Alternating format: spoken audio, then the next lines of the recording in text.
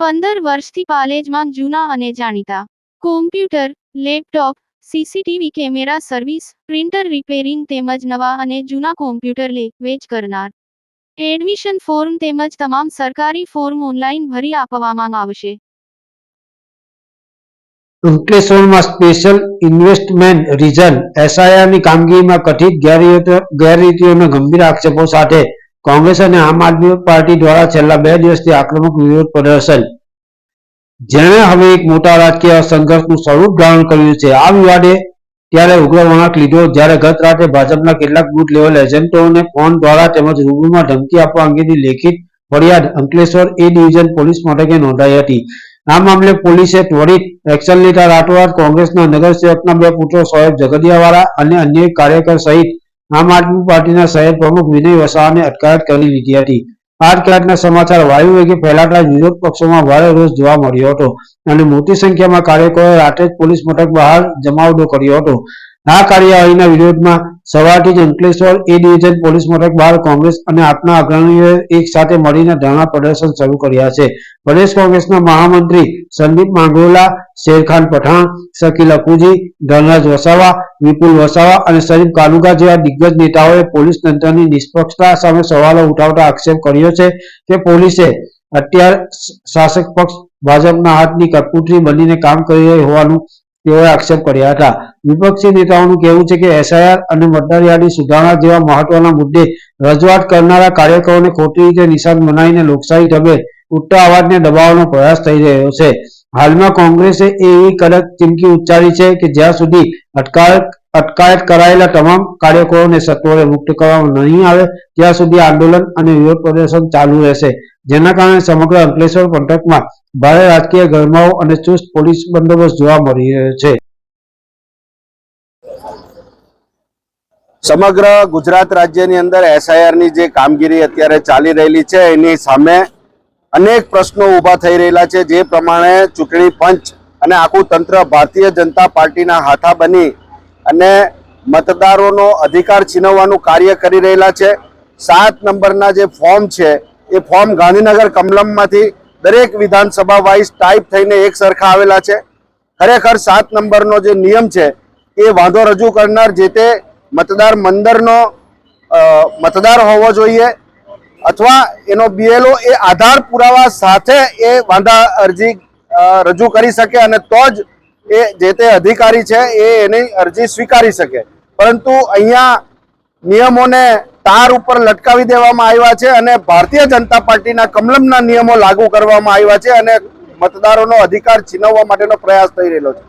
ત્યારે અંકલેશ્વરની અંદર પણ અને સમગ્ર ભરૂચ જિલ્લામાં 1 લાખ જેટલા મતદારોની સામે ખોટા મનગણત વાંધાઓ કમલમમાંથી રજૂ થયેલા છે. એનો વિરોધ કરવા માટે ગઈકાલે કોંગ્રેસના કાર્યકરોએ શાંતિપૂર્વક જે આવેદનપત્ર પાઠવ્યું અને એની રીસ રાખી અને એને દબાવી દેવા માટેનો પ્રયત્ન પોલીસને હાથા બનાવી અને ભારતીય જનતા પાર્ટી કરી રહેલી છે.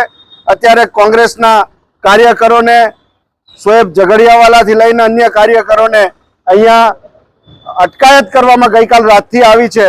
ખરેખર ખોટી ફરિયાદ દાખલ કરી ખોટી અરજીઓના આધારે ભાજપના દબાણ હેઠળ આ ભરૂચના ડીએસપી અને પોલીસ તંત્ર કામ કરી રહેલું છે.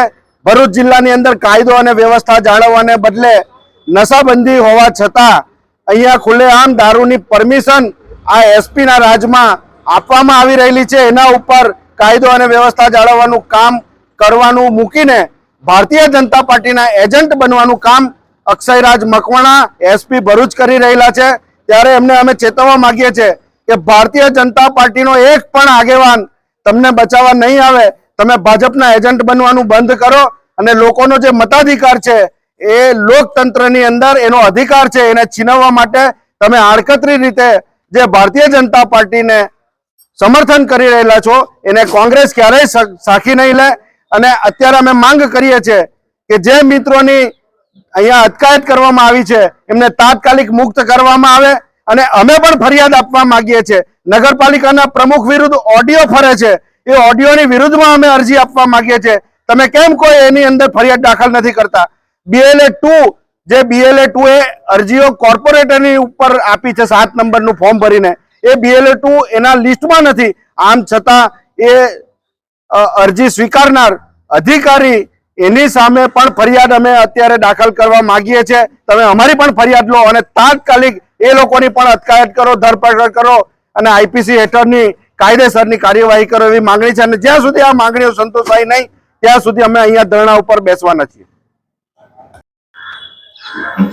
છેલ્લા 2 દિવસ કરતા વધુ સમયથી અંકલેશ્વર અને ભરૂચ જિલ્લાની અંદર જે SIR ની ખોટી કામગીરી ભારતીય જનતા પાર્ટીના જે એજન્ટો દ્વારા કરવામાં આવી રહ્યા છે, જેમાં એક વર્ગના લોકોના નામો જે આ લોકો કમી કરી રહેલા છે, તેની અંદર ગઈકાલે રાત્રે અમારા અંકલેશ્વરના જ કાર્યકરો દ્વારા જે BLO2 જે વોર્ડમાં જે નથી આવતા એની પાસે જેને નામ કમી કોર્પોરેટરનું ફોર્મ ભરીને નામ કમી કરવાનું ફોર્મ આપેલું છે એને પૂછવા માટે ગયા હતા કે ભાઈ તમે અમારું નામ કેમ કમી કરેલું છે.